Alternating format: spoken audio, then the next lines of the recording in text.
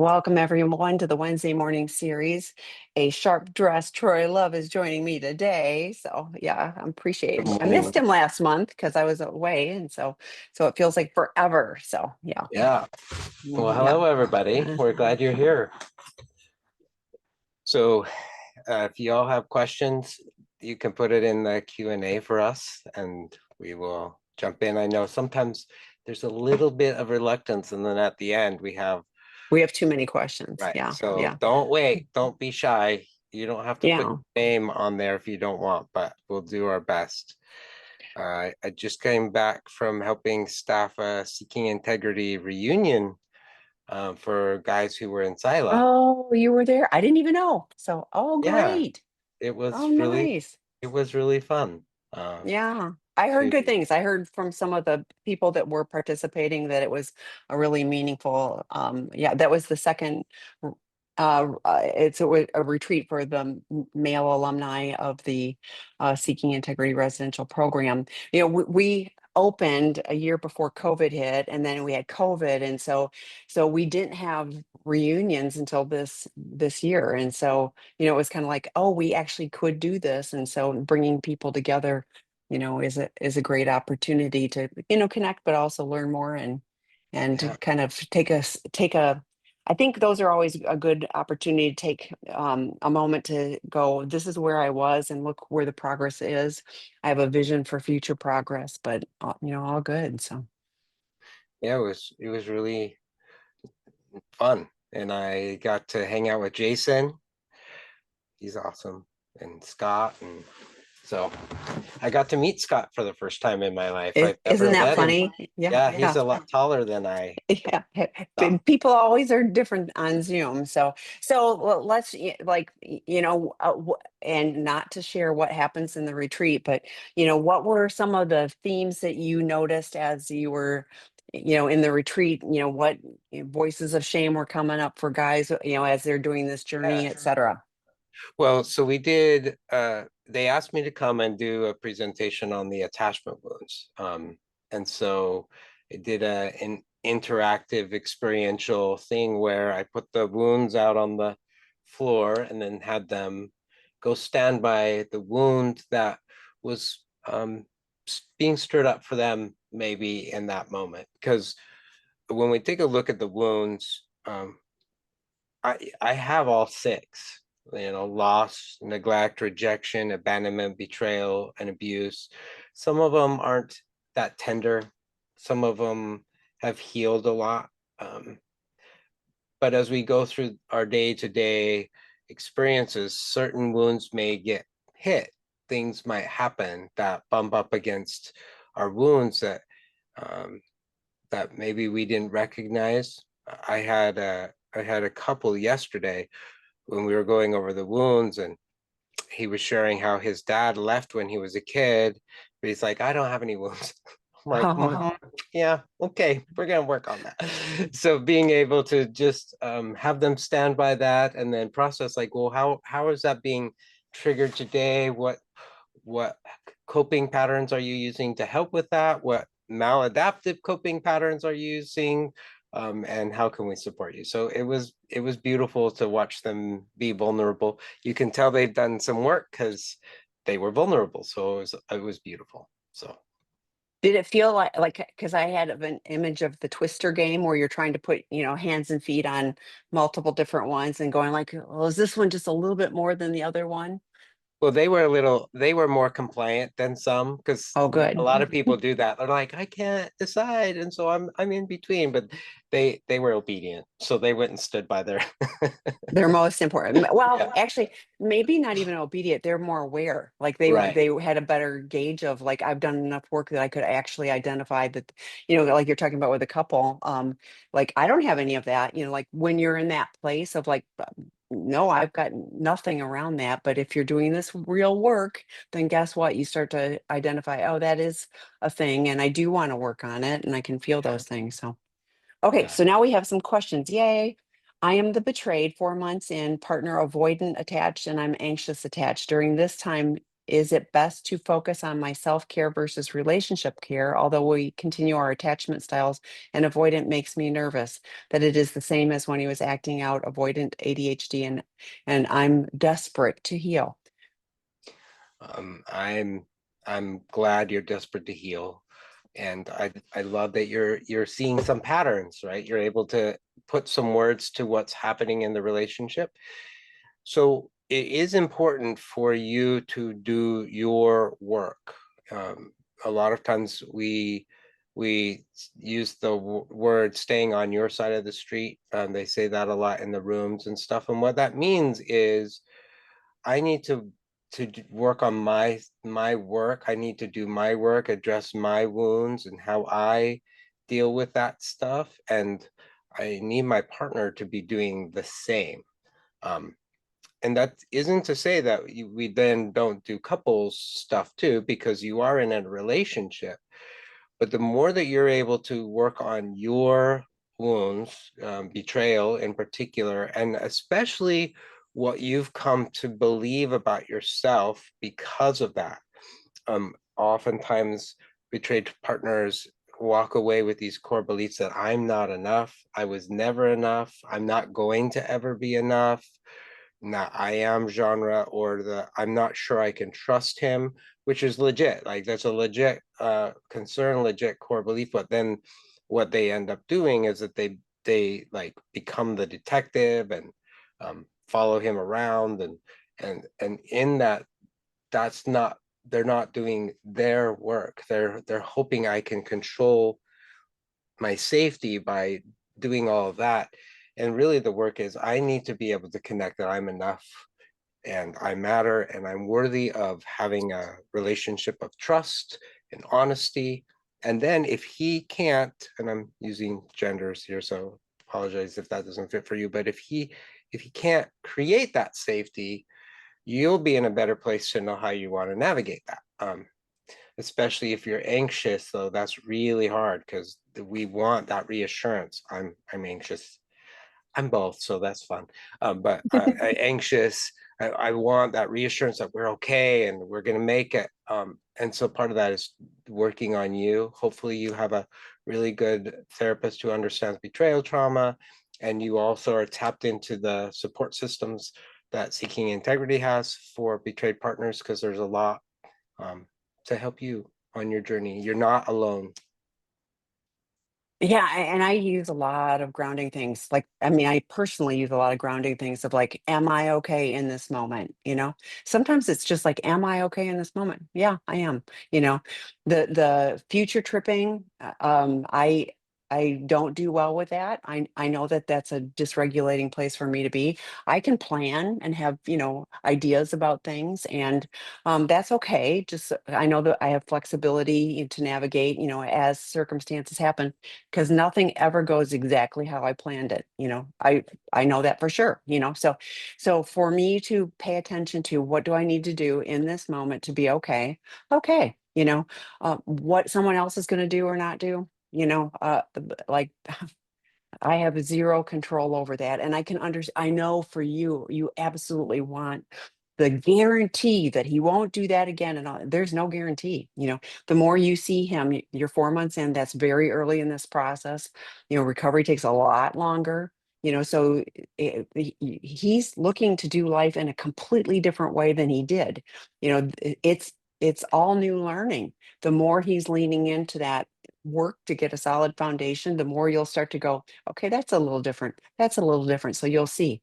But the more grounded you are, you'll be able to see and not go, well, what if, and it's hard. We're both telling you this is not easy. It takes intention to be paying, like I'm paying attention, like, okay, oh, I'm feeling tightness here. Oh, then I better start going like, what do I need to do? I need to get grounded so I can use my thinking part of my brain and not my reactive part of my brain. Things don't go well for me if I'm just reacting. They just don't. I've proven that to myself a whole bunch of times, and then I have to make amends and all of that. So much better to be able to think it through. So being in the now, that's what you can choose to do. You can't make what he's done unhappen. You don't know what he's going to do. He doesn't know what he's going to do. But having a plan for I'm going to be okay, I'm going to take care of me is very regulating. So the next one is, oh, I want to share a win or positive experience or act from myself. Oh, good. I get reactions from others and mostly they take over my conversation. So they start talking about themselves and I feel down, disappointed, and even cry sometimes. Is this an attachment wound? If yes, what would help me? Thanks for sharing this. Oh, it's when I share. So this person is saying when I share something positive, somebody trollops over it. All right, so here are the attachment wounds. So it could be rejection. It also could be neglect. It could be one of those. It could be loss. What I've learned, especially I've in the groups that I run, I've had to teach. I work mostly with guys in the groups. I've had to teach them how to be empathic and give feedback that isn't all about them. Um, and that I think that's hard for a lot of people to do. And so you're wanting to share, and then you're wanting something from these people, and then they hijack it and they make it about them. So I'm glad that you are being aware of that. And so part of that is what do you need or what are you hoping for when you're sharing, when you're celebrating and you're sharing a win, what are you hoping for? And part of that is maybe clarifying that before you share the win. Hey, I want to share something that I'm really excited about. Can you celebrate with me? Can you hear that and just hold some space and and enjoy that with me? I would really love that. Some people, they don't know what to do, and so they are trying to be supportive, but they don't know what to do. And so if we can teach them, or we can give a little bit of a prompt of, hey, this is what this would look like. I want to be able to share this, and this is what it would look like. Can you show up for me? A lot of times people will do that. Um, and so part of it is giving some guidance. When they don't, because people are not perfect, when they don't, the fact that you feel down and disappointed and even cry is an indication that one of the wounds got hit. So then there's a couple of things to take a look at. When they do, what do you automatically believe about yourself? Well, I'm not important. I don't matter. There's nobody really that can be here for me. And that's an opportunity to work on challenging those core beliefs and saying, well, is that true?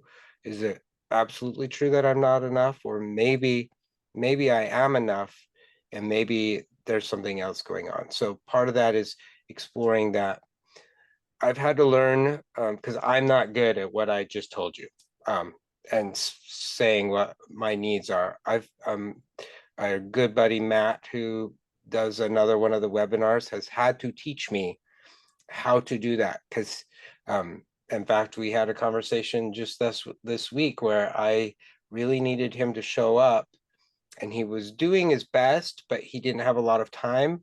And immediately that hit my wound. And so I shut down. And then he's like, why are you shutting down? And I'm like, trying really hard not to blame you, but I really feel like you didn't show up. And he's like, well, then say something. Like, tell me what you need. And I'm like, I don't want to. I don't want to Yeah. be vulnerable like I'm that. scared too. Yeah. Yeah. So we talk about vulnerability, and it is vulnerable. But part of that is just being able to say, hey, this is what I need. Can you celebrate? This is what it would look like. Well, and what I hear you saying too is like I need to like with if this is with a person that like this kind of happens with some person or some people all the time, maybe I start the conversation if I have something that I'm excited to share with you, are you able to to take time now to listen to that?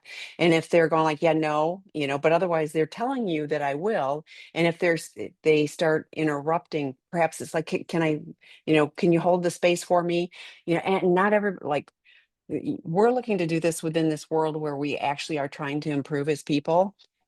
I think most of the so-called normal people like do life on, on a varying spectrum of basis of how well they do. So y- uh, you had the safety and trust in the next, in the next slide too. But Oh, I yeah. was like, there are some people that are safer and than others, and like his buddy Matt is a really good person for him to go share and be vulnerable with. There are other people that are not as safe to be vulnerable with, and so you understanding like, well, this person I'm going to hold closer and I'm going to be willing, and that person just doesn't have the bandwidth or capacity. And so it's kind of finding your tribe of people that can hold that space for you. When you were talking about the wounds, I was thinking betrayal too, because it's like I'm sharing this with you and you're betraying me because you're hijacking the conversation. So it could be any combination. It would be hard to decide which twist or spot to step on, with this. But I think, exploring that and see what is, but learning to be vulnerable and advocate for yourself. And somebody might burn you and go, yeah, no, don't care. Okay, good to know. You're not a safe person and I'm going to step away. So, okay. And then the next one is, and you've done a little bit of this, but I am new to this as a partner. Can I ask you to explain a little about how addiction shows up from an attachment wound? So you've shared the wounds, but please share how Yeah, addiction you shows can up. ask anything if it's not a math question, because And I can do the math. So, yeah, so you could ask math questions, she'll answer. All right. So here are the 6 attachment wounds.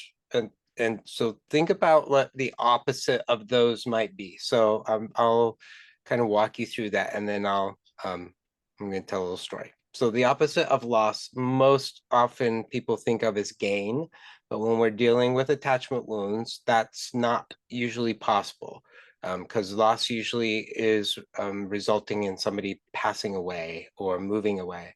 And I'm not Norman Bates, so I can't dig up my grandma and have her come out and hang out with me. So when the loss wound gets hit, the opposite of that in attachment language is assurance. I needed some comfort. I need somebody to put their arm around me and reassure me like it's going to be okay. Like, well, life is going to go on. I know it hurts right now, and we're with you, and you're not alone. So we need that assurance. The opposite of neglect is attention.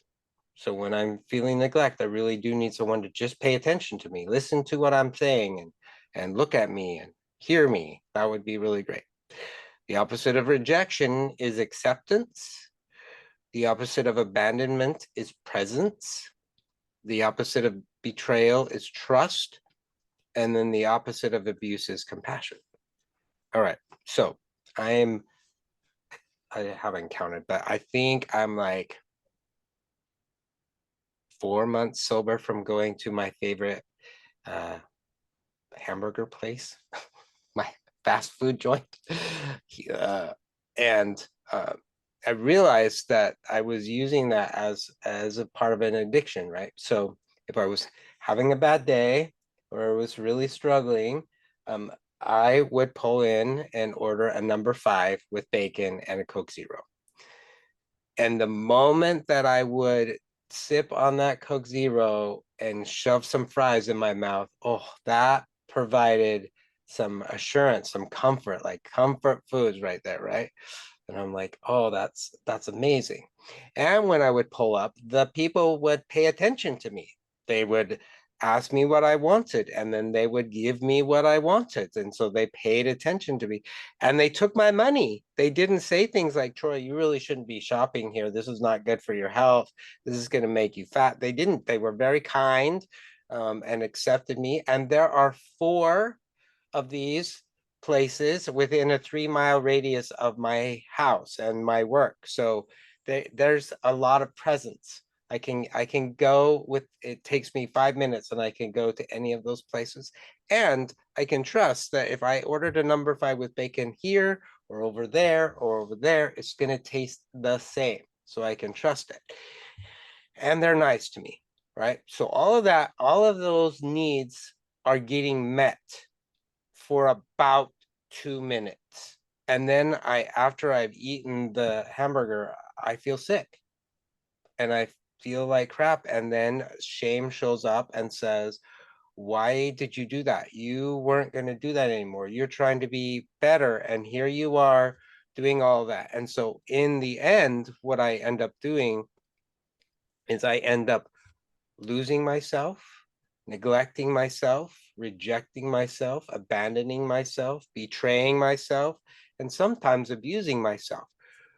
And my brain has learned over the years that the way to manage pain is by acting out.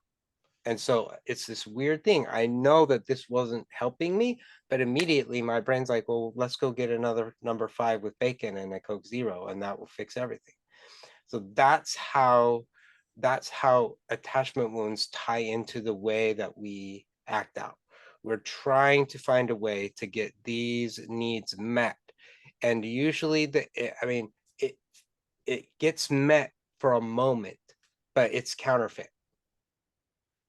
But until we learn, number one, how to be vulnerable and be open and honest and find healthy ways to first like tell like the person we were talking to earlier, these are the things I need, and to be able to share with somebody what I need and this is what it would look like, and to be vulnerable about that, and then finding healthy ways where I don't feel shame afterwards. um that's the secret. So that's how they are connected. Attachment wounds are connected to acting out. Our brains have learned a maladaptive way of dealing with the pain of the attachment wounds. And you have, I'm going to call them triggers all around you. What does your brain do when you drive by those places now? Oh, now I look at it, and there are some times where I sit there and think, oh, it'd be really nice to go. I haven't had one. Would it be breaking my? I mean, I did not formally put this in my inner circle, okay, but Yeah. I'm like, would it be breaking? And I'm like, no, I don't need to. Like, I don't need that. I know what's gonna happen. Is this gonna I'm gonna hate my shadows are gonna show up and beat the crap out of me for doing that. I would rather just not deal with that. So I'm just gonna go home and get some healthy option. My home is literally 2 minutes further. I can wait that long and it will be all right. But and thank you. And that's how this plays out in recovery is like, yes, we're gonna see or think, or our brain is gonna go, well, Troy, you've been 4 months, you've been so good, you deserve like all of it, like who, Yeah. Just but like it that. is thinking, it is absolutely going like, I see that, I acknowledge that, and I'm going to think it through and go, how am I going to feel afterwards? I'm going to feel sick. I'm going to be mad at myself. All of those, things. That's what recovery brings is the opportunity to do things different. And but it's always there. So making sure that we're doing what we need to do on a daily basis and taking care so that we have that bandwidth to be able to not just react, pull through the drive-through. I thought they probably know you by name, so like you were greeted. Why you don't even have to order. We know what you That's want. right. So They know, yeah. yeah. Okay, the next one, betraying partner here. In recovery, my partner often asks me how I can actually know if I want to be with them since I've never truly been intimate. Spent a lot of time thinking about the answer, and I believe that being with them is what I want and isn't based on convenience, obligation, or financial need. However, my shadows of shame, especially the judge, often make me question if I'm being honest with my partner and myself. Beautiful question. And that's a question I think that a lot of couples are working through. So, because you haven't been fully open and honest in the past, you're right. You haven't been able to be as intimate in all the ways, not just sexually, intimate with your person because you weren't able to. So, but the question that they're asking, I don't think that whatever you say, they're gonna believe. So I think that the question, although every question makes sense, but it's not really the right where your partner needs to be focusing, because what your partner is really asking is, am I ever going to be enough for you? What is it about me that makes you even want to be with me?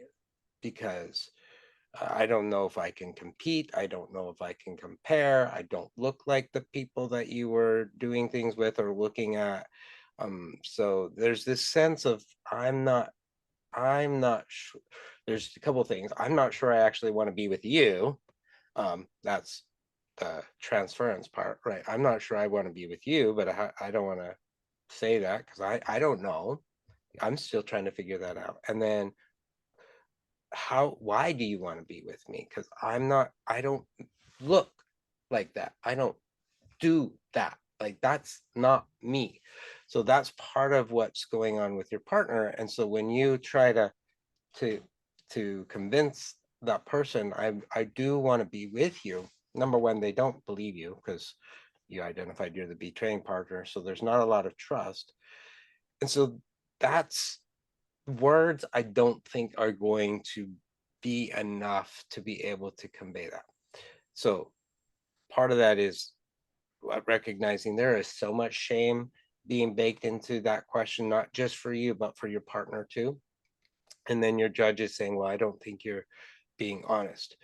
The beautiful thing about recovery is as we start to unpack the layers of the walls that we've put on ourselves and we start to heal some of the wounds and we start to drop some of the behaviors don't serve us anymore and we start to rewire some of the beliefs that we have about ourselves, we are in a much clearer place to be able to actually have intimacy, to be able to be open and to be able to use words and behaviors and all the 5 love languages that we can use to communicate with somebody.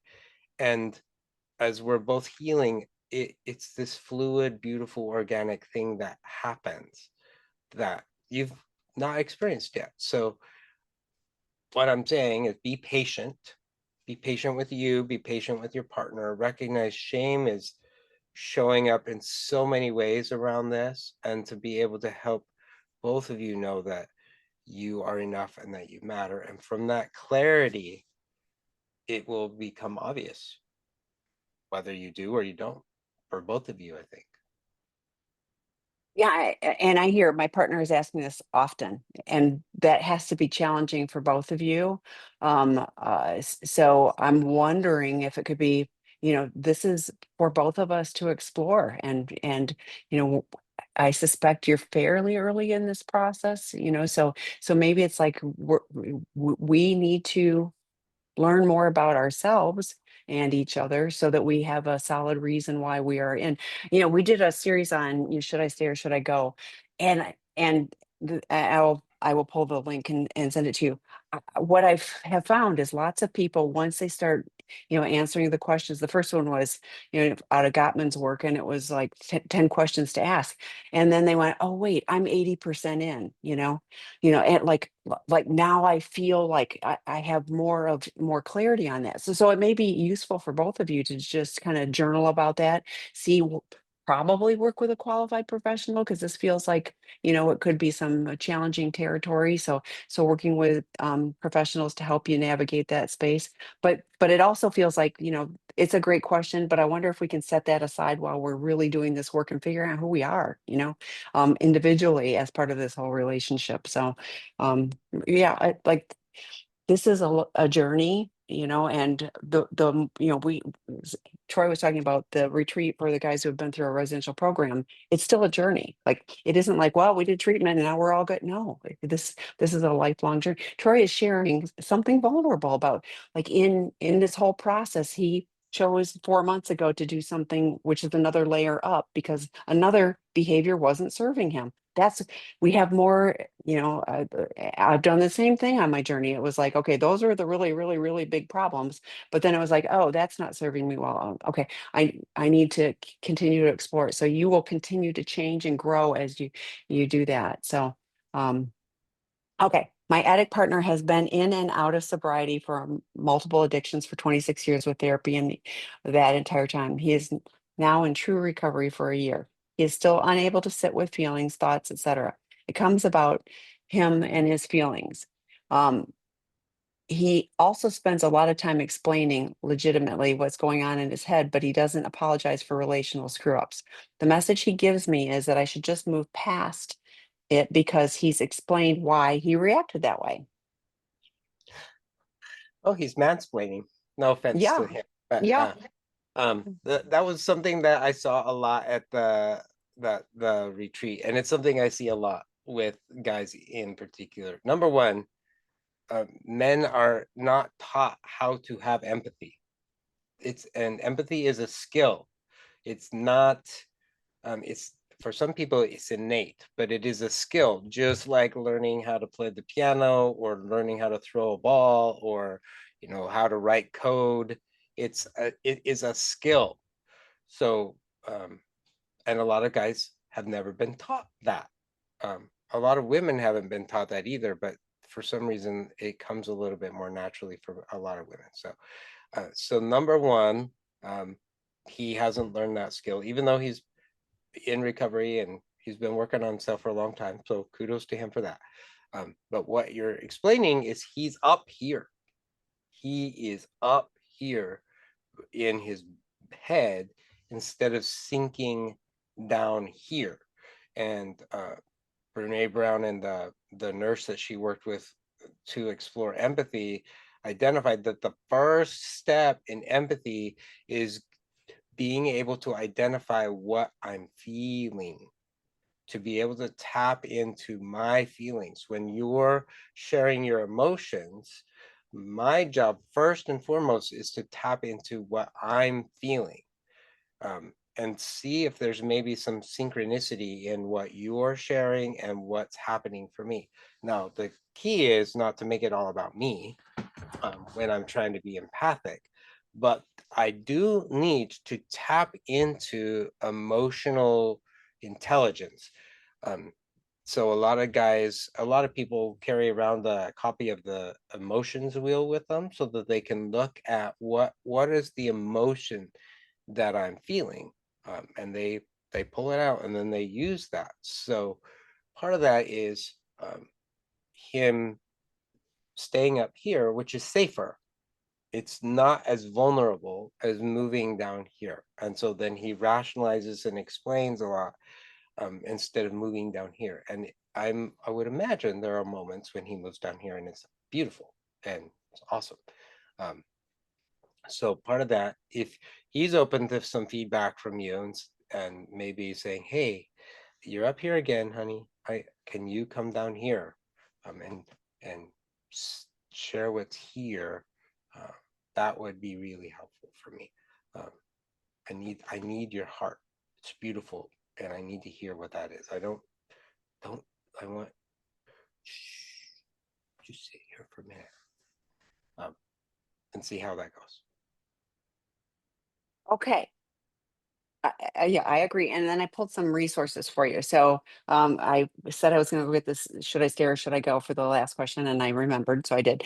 But the boundaries work group. So for you, it starts yet this month with Debbie McCrae, and like to me, that would be like, I mean, she's brilliant at, yeah, I hear the story you're telling yourself is this, and I'm going to go take care of me over here. Like you don't have to listen to the mansplaining. It's like that's just, yeah, but Troy's work group for men starts yet this month. What is it, the 29th? On And Monday, is next Monday. yeah, on Monday. And I put the link for that one. That would be, you know, because if he's gone to some therapy and stuff like this, but yes, you're a year in.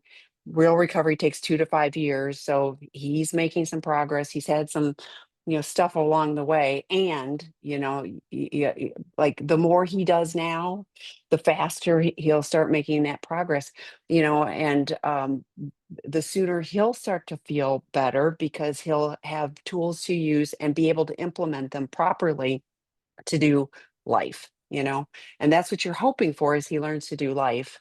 He's not there yet, but I'm glad he's finally, making some progress towards that. But for you, that healthy boundaries work group, could be invaluable, in identifying your internal boundaries, just because he's saying all this stuff and legitimizing it doesn't mean you have to buy it, listen to it, whatever, that's the story he's telling himself. So okay.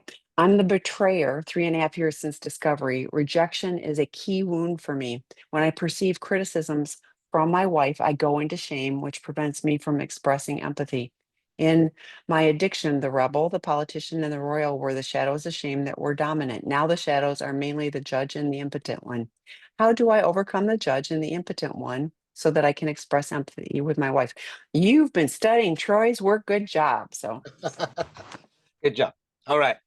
So there's a couple things that I want to talk about with that. So these are the burpees.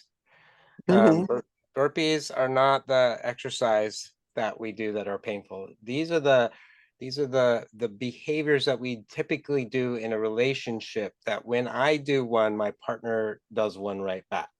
So I'm either blaming or I'm rescuing, which basically means, let me tell you how to solve this problem. Let me tell you how to handle this, or I'm just going to do it for you. And the reason why I'm rescuing is because I'm uncomfortable. And so I'm going to tell you so that I don't have to feel uncomfortable. If you just do it this way, then I'll be fine.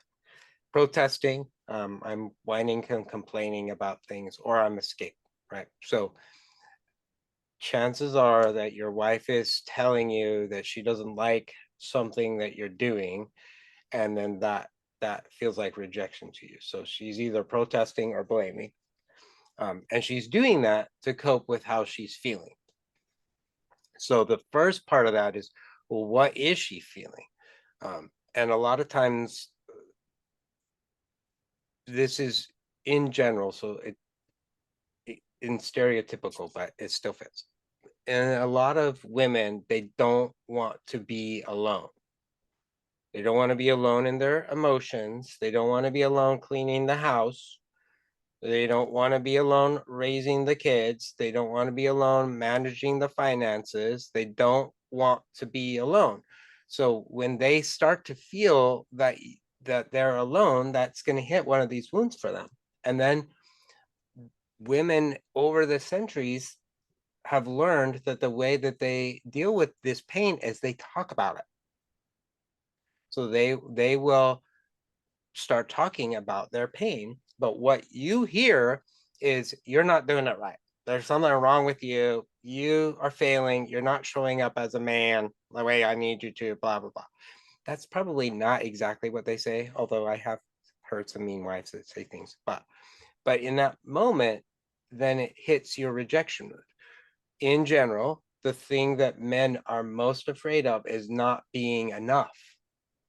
They're not being enough. So here their wife is saying, I'm feeling disconnected from you. I'm missing you. I really need you to show up a little bit more so that you can be with me.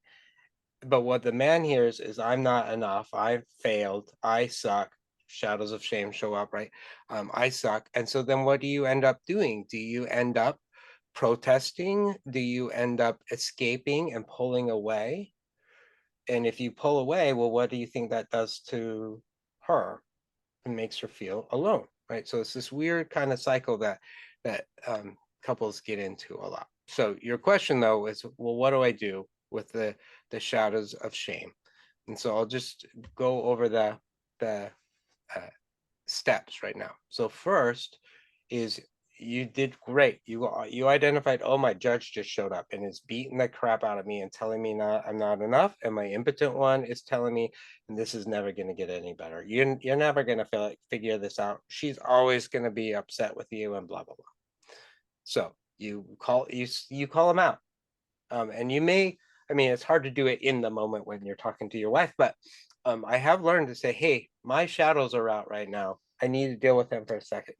And if your wife understands, she's like, oh, cool. Like, let me see what you're gonna do. But my judge is telling me that I suck, and my impotent one's telling me it's hopeless. So, hey, I see you. And so I want you to take them out of you and put them in the room somewhere and look at them and call them out. That's step one. Step two is ask them what is going on. Like, so why are you telling me that I suck as a husband and that I'm not showing up? And impotent one, what are you afraid is going to happen? Well, 99% of the time they're afraid of you being rejected again. because they know how painful that is. So they're like, oh, we just don't want you to be rejected. Okay, cool. Well, thank you. Step three, for trying to protect me. The fact is, my wife is actually trying to engage with me right now. She's not telling me to get out of the house, and she's actually engaging. But I see what's going on. You're trying to take care of my rejection wounds. So thank you. I know that I'm enough. And maybe I messed up here and I didn't quite do it exactly the way it was meant to or intended. But I know that I love my wife and I know that we are enough and this relationship matters to me. And so I'm going to take care of that. I'm going to show up for her and I'm going to show up for me. So thank you. And then by the time we usually get to that step, they've disappeared and they're like, cool. So you're going to take care of that. I don't have to. And then you turn to your wife and you say, okay, it sounds like you're feeling disconnected. Sounds like you're feeling either that I pulled away or there's a need. So share with me what you need. Can you tell me how that feels and what I can do to be here for you right now? And like this stuff really works. Like this isn't just like, well, to go try. No, like this stuff really works if you're able to, Dr. Eddie says every time, slow everything down because we're quick to react and want to, and then we're all of a sudden we're sliding into the shame and we're at, the judge is telling like all of that stuff can happen really fast. So if we just okay, slow everything down and start going like step by. If you have to have it on your phone, like write a whatever. Those are all tools. And it can even be, to your wife. I want to answer, but I want to do it. I need a moment because I don't want to go to those voices of shame. And so I want to be here. Give me a minute to get grounded, and hopefully, that space is provided because then you're going to show up in a better version than the reactive version or the one that's slunk away in shame. So, okay, the next one. I'm betrayed 50 years of many affairs, some long term, now separated. He insists he is sober and wants to have a relationship, but is only able to have conversations on a superficial basis. I am hoping to grow together, but he is not willing. I'm losing hope and I think I am fooling myself. How can I interpret his close behavior that I experienced through this relationship? So I would imagine if you've been with him for 50 years, that he's probably around 70, I'm guessing. Um, so for his whole life, he has not been open. Um, he has kept parts of himself shut down, not shared that, and so now um, he says he's sober, which I'm hoping that's true. Um, and but he's just barely now, it sounds like, stepping into that work. And it's been really fascinating to me. I just want to give kudos to these guys. Have had guys who are in their 70s and 80s who first time stepping into a door to get recovery, and I'm like, man, like that it's so impressive and sad. It's sad. Like you've been carrying this and your wife has been carrying this around for decades. And so my heart hurts for you and him. So the truth is I don't know whether he's in therapy or not, but the truth is he is just barely cracking it if he's doing the work. If he is going to meetings and has a sponsor and has a as therapist that's working with him and all that, he's just barely learning those tools to take the layers off of himself that he's been hiding behind for 60 years. Um, and so I can understand why that feels so hopeless for you. I don't think you're fooling yourself when you're questioning, like, is are we going to make it, is this that's I think that's your protective nature showing up and saying, um but his closed behavior is to me illustration that he is scared to become vulnerable. And that that's part of that work that he has to do, and figuring out how he can find the safety enough or ask for the what he needs enough that he can actually start to shed some of that. So um, I get that that feels really lonely, and I'm sad with you about that, because you felt disconnected for him for such a long time, and you've made such an investment in this relationship for such a long time. So my heart is there for you, and please know there are lots of women who are in that same place. I think we have a group specifically for women who are in your Moving on along. category. Yeah. So And that one is not for like you have to have left. Like it can be the I'm not sure. And so that one could be that's on Thursdays. do you But have I, the old you know, posse club? Do you have the old the old posse? lady posse, yeah, too. I subbed in on that one yesterday, so that was it was great to be with the women Yeah. on that one too. But they named it. Most people call it OLP, so and it's people of all ages. But yeah, there's a number of different groups, to support you. And, I did put the should I stay or should I go? Like honestly, just journal those questions. Take it to your qualified professional. Like you'll have some, guidance.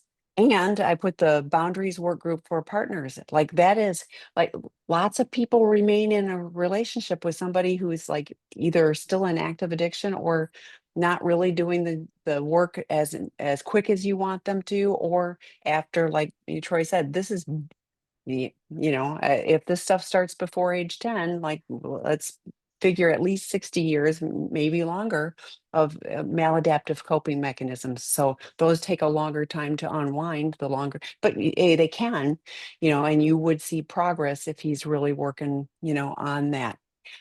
Is he going to, he doesn't have, 50 years to get to be, at some different level, but he could make really good progress. You guys have a long history.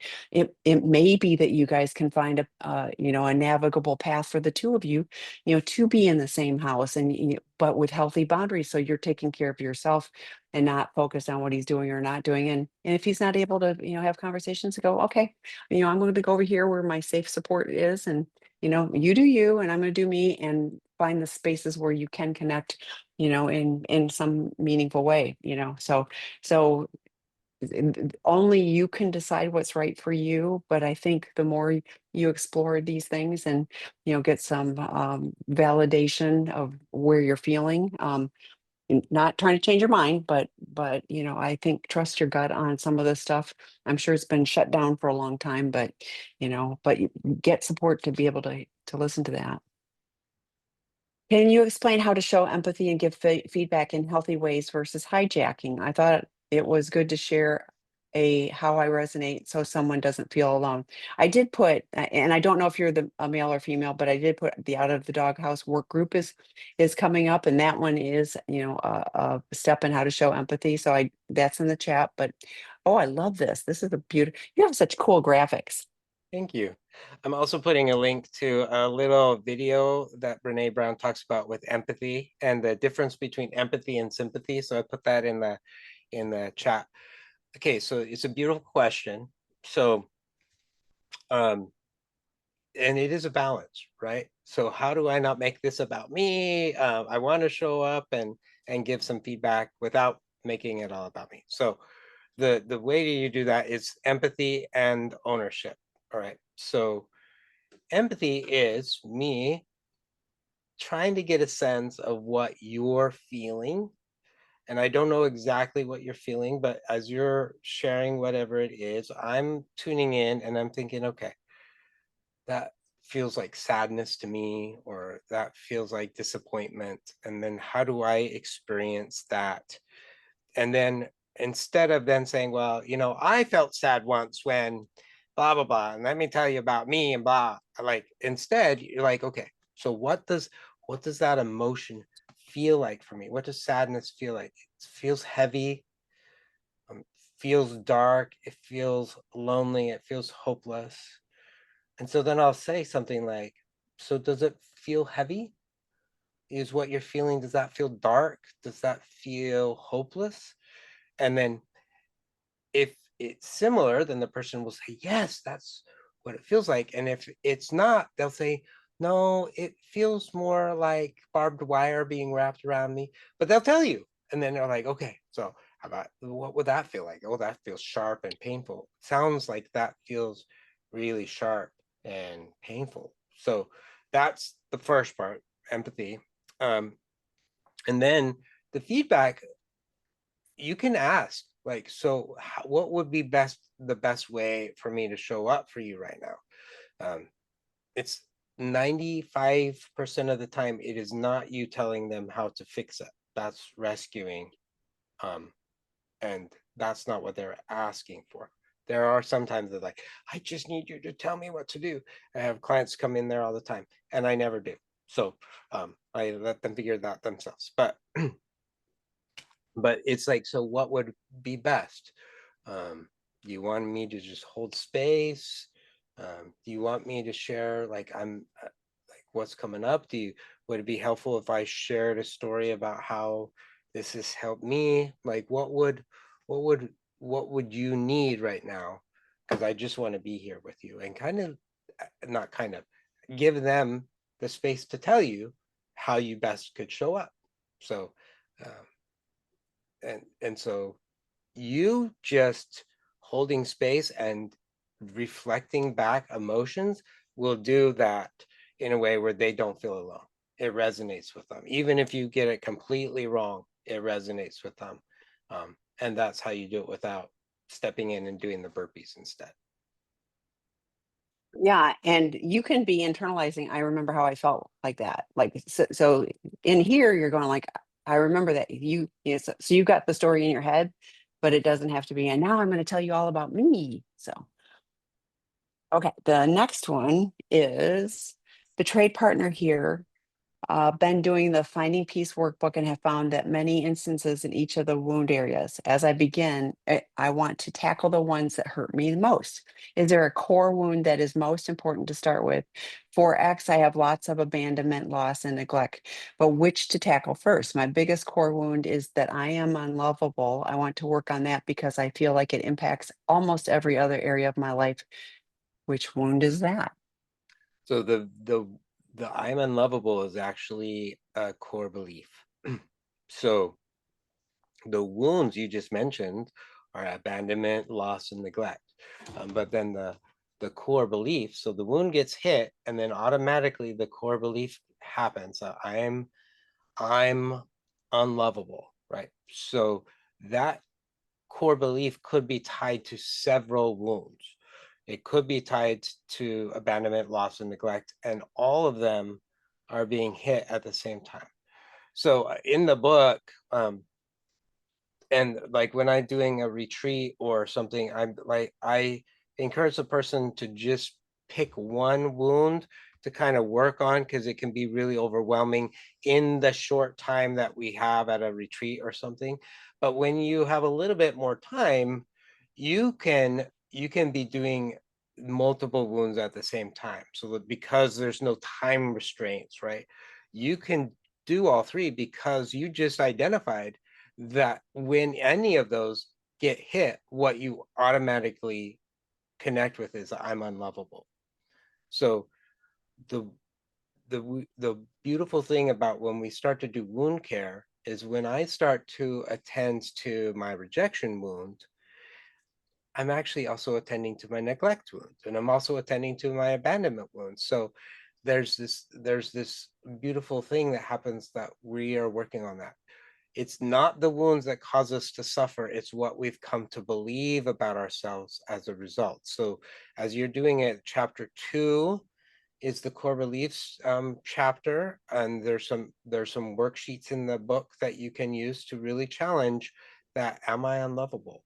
And how is that the core belief serving me? Not really, but how am I using that to protect myself? So that um, you can focus more on the core belief and less on, well, what wound is this? Because they all hurt. And as you keep doing the work, those wounds, you're doing wound care on all of them. Yeah, and I was at the core, but like I don't even know you, but like that is such a painful, that, so I've shared this before, but when I was in treatment, um, I my therapist made me look in the mirror and tell myself I had to do it 3 times, and I had to do it every day. That I am lovable, I am worthy of love. Like, I love you, like me. I hated it. It was really hard. But I have post-it notes everywhere, and so maybe sticking some post-it notes all over your bathroom mirror and everywhere you see it, of like, I'm worthy of love. I am worthy. We are all human beings worthy of love, and so all of those messages that have reinforced that you aren't, like, they're false messages, hard to overcome, and there's a certain thing that I'll say. If I say, oh, you're such an idiot, I know exactly where that comes from, and I know whose voice it is, and I go, that is not true. Wasn't my finest moment, but that does not mean I'm an idiot. So I've learned, but like, replacing, the message, like redoing the tape, so to speak, from old language, but we can run over those tracks and go, yep, that's not a true message. So I'm glad you're looking, into that and working on that. So, okay. Curious. My husband started SA last November, so he's 10 months. Okay. Finally start working step one with a sponsor. Oh, that like, that gets me annoyed. Okay. I'm glad he's finally, but goodness, 10 months. He started Sex Addiction 101 last night with Scott. Good. Dr. Eddie mentioned to wait for adding childhood wounds into healing. Is it okay to add your attachment group he was going to add on out of the doghouse? This is 30 years. Everything hit ahead last summer of multiple D days. For months, I felt like he was caught, but he now buys into sex addiction is real. He really is highly narcissistic and escapes through TV screen and alcohol. He's working on the little lies that fly out of his mouth. Is it okay to add doghouse or wound attachment onto Sex Addiction 101? So, like, I'm going to tell you what I tell everybody with this. Like, if he's still using this stuff, no, if he's still at step one with all of that chaos. I was talking to somebody earlier this week, they were doing a support session with me, and I said to the person, if you're stuck at step one, I can affirm your life is unmanageable. Nobody talks to me unless their life is unmanageable. Nobody goes to 12 step unless their life is unmanageable. So that's a cop out. But what I'm concerned about is he doesn't have the ability yet. He doesn't have the foundation to use to do these deeper. Why do you think we use all of our maladaptive coping mechanisms? Because we don't have the tools to do that. So I often, and both Dr. Eddie and Troy, recommend each. I love that. I think they're just different ways to approach those wounds, and there's so much complementary stuff, and they really add value doing both. I have concern even him doing out of the doghouse right now. Like, to me, Sex Addiction 101, you know, get to steps 4 through 9. Those are the housekeeping. And guess what, partner? I'm sorry, you have no control over that. The Betrayed Partner work group starts today with Angela. Highly recommend that for you. Highly recommend that. I will go find that and put that in. And then, Troy will offer those groups in the future when he's got a good foundation, so he isn't going and relapsing because he's, all over the place, with things. So that's my 2 cents. What are your thoughts? So he can use the language of the wounds, and that's helpful to put some things in. But I agree, like, if you haven't learned some skills to manage the pain, you haven't learned how to reach out and you call your sponsor or any of that, and then we start doing childhood stuff, or attachment wound stuff, we're poking the bear. And if you haven't learned any skills to deal with that, chances are you're going to go relapse. You're going to go do something, that's not going to serve the relationship. So I agree. I'd have him do one step at a time. So step one, and finish the class, with Scott, Sex Addiction 101, and then take part two, Sex Addiction 101 part two, and one thing at a time. I'm glad maybe his light bulbs are starting to go on, and that's beautiful. And I don't want him to run faster than he's able because he'll burn out and then it will just go to poop. So let's take it one step at a time. And I'm going to put one little plug in. If he's still using alcohol, like I can't express enough, that that is highly problematic. We need guys to stop using the substances in order to be able to do the S work. Otherwise he's still in active addiction.